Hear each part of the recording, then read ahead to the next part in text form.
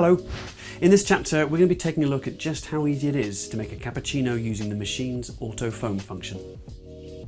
Okay, so of course, another great feature of this machine is its ability to do all the hard work for you. So here on the left-hand side is where you can make automatic milk for cappuccinos.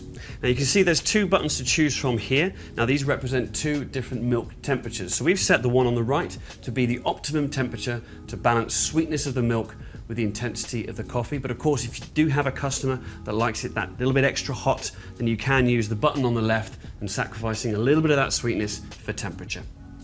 So what we need to do is we need to get fresh, cold milk into our milk pitcher. The colder and fresher, the better the quality of the foam. We need to purge the steamer before we start. Now this dispenses any water that's collecting in our steam arm here, which we want to do. It's as simple as that. Now being careful as this may be hot, we're going to touch it from the top part here, insert the pitcher straight down into the milk and press the button on the right hand side. While that's being prepared, we can move on to our espresso.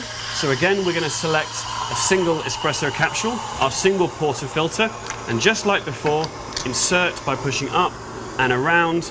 Our cup goes underneath, and then our single espresso button is pressed. Now the milk is finished. We can take our cloth, and the first thing we want to do is we want to wipe off the excess milk residue from here before it dries. So give that a bit of a wipe, and then just to be extra clean, always remember to purge the steamer after you. There we go.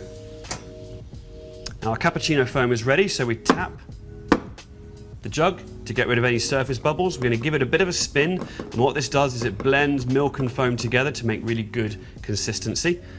And we're going to take our espresso, give it a little swirl, and then pour milk and foam into the cup together.